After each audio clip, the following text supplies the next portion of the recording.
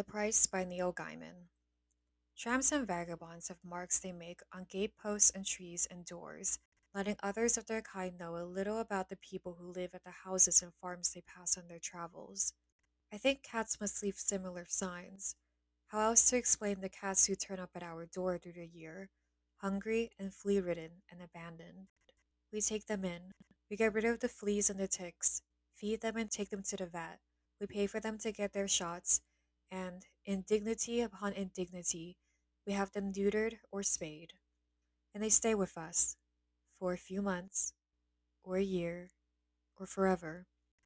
Most of them arrive in summer. We live in the country, just the right distance out of town for the city dwellers to abandon their cats near us. We never seem to have more than 8 cats, rarely have less than 3. The cat population of my house is currently as follows: Hermione and Pod, Tabby and Black respectively, the mad sisters who live in my attic office and do not mingle, Princess, the blue-eyed, long-haired white cat who lived wild in the woods for years before she gave up her wild ways for soft sofas and beds, and last but largest, Furball, Princess's cushion-like calico long-haired daughter, orange and black and white, whom I discovered as a tiny kitten in our garage one day, strangled and almost dead, her head poked through an old badminton net, and who surprised us all by not dying, but instead growing up to be the best natured cat I have ever encountered. And then there is the black cat, who has no other name than the black cat, and returned up almost a month ago. We did not realize he was going to be living here at first. He looked too well fed to be a stray, too old and jaunty to have been abandoned. He looked like a small panther, and he moved like a patch of night. One day in the summer, he was lurking about our ramshackle porch, 8 or 9 years old at a guess, male, greenish yellow of eye, very friendly, quite imperturbable. I assumed he belonged to a neighboring farmer or household. I went away for a few weeks to finish writing a book, and when I came home, he was still on our porch, living in an old cat bed one of the children had found for him. He was, however, almost unrecognizable. Patches of fur had gone, and there were deep scratches on his gray skin. The tip of one ear was chewed away. There was a gash beneath one eye, a slice gone from one lip. He looked tired and thin. We took the black cat to the vet, where we got him some antibiotics, which we fed him each night, along with soft cat food. We wondered who he was fighting: Princess, our white, beautiful, near feral queen, raccoons, a rat-tailed, fanged possum. Each night the scratches would be worse. One night his side would be chewed up, the next it would be his underbelly, raked with claw marks and bloody to the touch. When it got to that point, I took him down to the basement to recover, beside the furnace and the piles of books. He was surprisingly heavy, the black cat, and I picked him up and carried him down there, with a cat basket and a litter bin, and some food and water. I closed the door behind me. I had to wash the blood from my hands when I left the basement. He stayed down there for 4 days. At first, he seemed too weak to feed himself.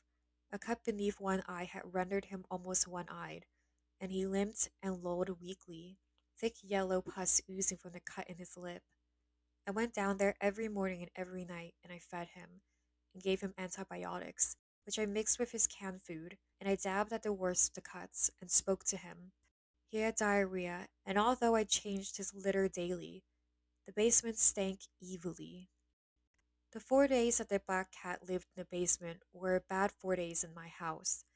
The baby slipped in the bath and banged her head and might have drowned. I learned that a project I had set my heart on, adopting Hope Merley's novel Blood in the Mist for the BBC, was no longer going to happen, and I realized that I did not have the energy to begin again from scratch, pitching it to other networks or to other media. My daughter left for summer camp and immediately began to send home a plethora of heart-tearing letters and cards, 5 or 6 each day, imploring us to take her away. My son had some kind of fight with his best friend to the point that they were no longer on speaking terms, and returning home one night, my wife hit a deer, who ran out in front of the car. The deer was killed, the car was left undrivable, and my wife sustained a small cut over one eye. By the fourth day, the cat was prowling the basement, walking haltingly but impatiently between the stacks of books and comics, the boxes of mail and cassettes, of pictures and of gifts and of stuff. He muted me to let him out, and reluctantly I did so. He went back onto the porch and slept there for the rest of the day. The next morning, there were deep, new gashes in his flanks, and clumps of black cat hair, his, covered the wooden boards of the porch.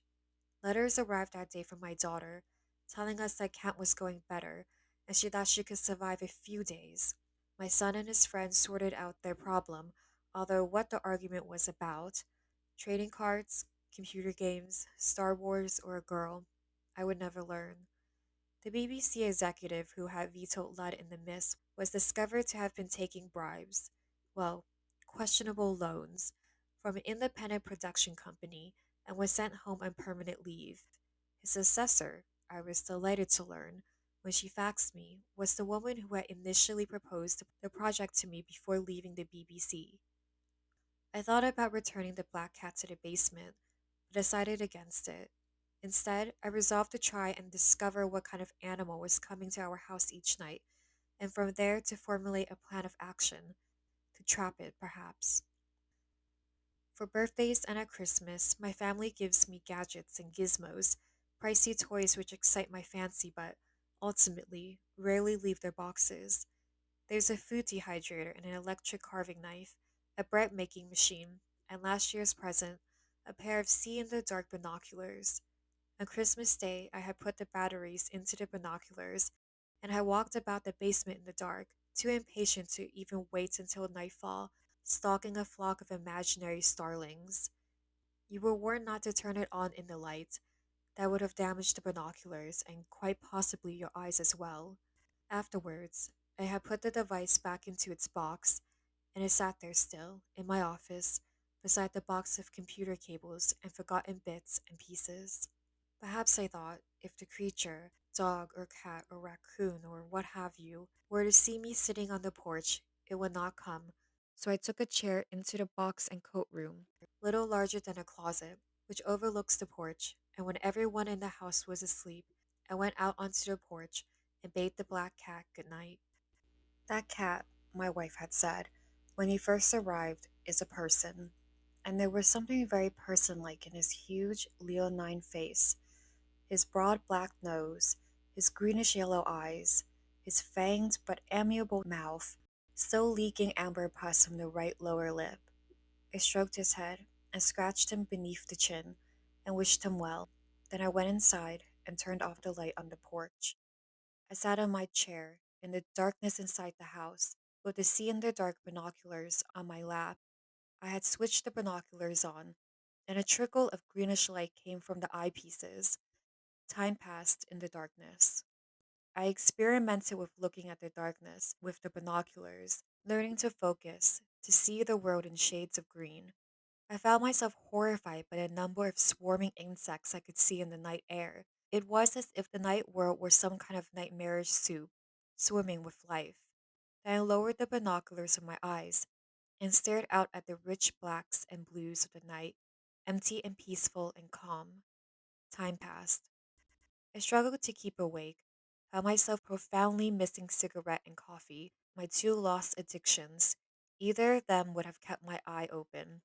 But before I had tumbled too far into the world of sleep and dreams, a yowl from the garden jerked me fully awake. I fumbled the binoculars to my eyes and was disappointed to see that it was merely Princess, the white cat streaking across the front garden like a patch of greenish white light.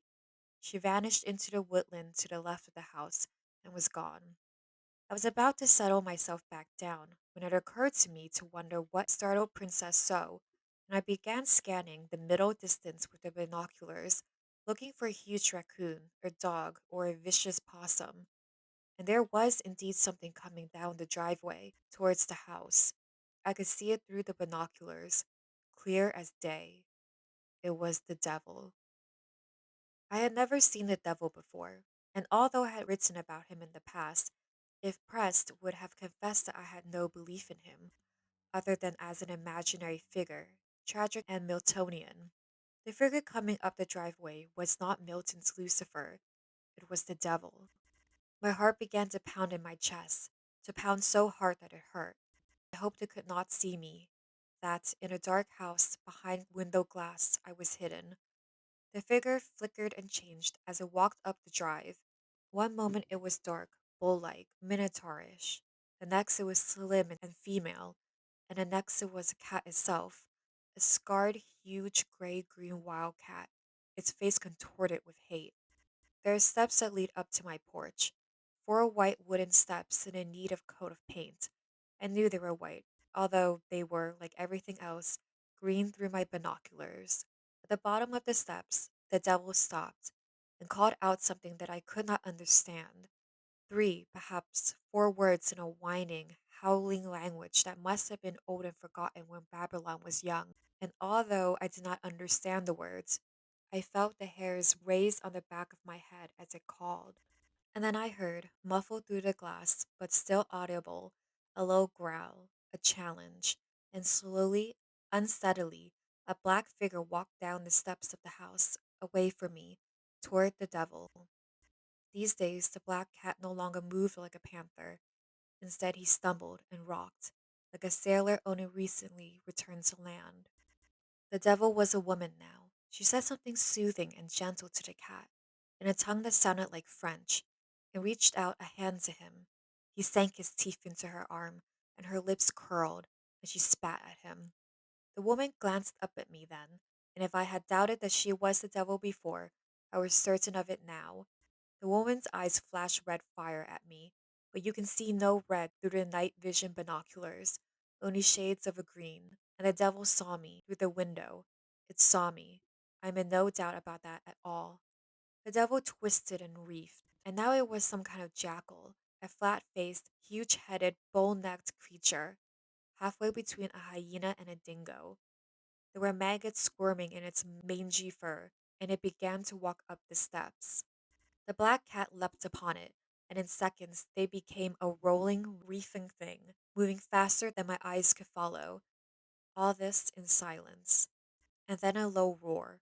Down the country road at the bottom of our drive, in the distance, lumbered a late night truck, its blazing headlights burning bright as green suns through the binoculars. I lowered them from my eyes and saw only darkness, and the gentle yellow of the headlights, and then the red of rear lights as it vanished off again into the nowhere at all. When I raised the binocular once more, there was nothing to be seen, only the black cat on the steps, staring up into the air. I trained the binoculars up and saw something flying away, a vulture perhaps, or an eagle, and then it flew beyond the trees and was gone. I went onto the porch and picked up the black cat and stroked him and said kind, soothing things to him. He mewed piteously when I first approached him, but after a while he went to sleep on my lap, and I put him on his basket and went upstairs to my bed to sleep myself. There was dry blood on my t-shirt and jeans the following morning. That was a week ago. The thing that comes to my house does not come every night, but it comes most nights. We know it by the wounds on the cat and the pain I can see in those leonine eyes. He has lost the use of his front left paw, and his right eye has closed for good. I wonder what we did to deserve the black cat. I wonder who sent him. And selfish and scared, I wonder how much more he has to give. Thank you guys so much for listening. As always, make sure you share the VSF podcast, rate and review the podcast, and wherever you listen to podcasts, email me anything you want me to cover at VSF period official period podcast at gmail.com, and follow VSF's Instagram page, the period VSF period official. Also, make sure you check out handmade crochet dog and cat toys available on VSF's official website, thevoicespeakforever.com. Thank you guys so much for listening, and I'll talk to you guys next time. Toodles!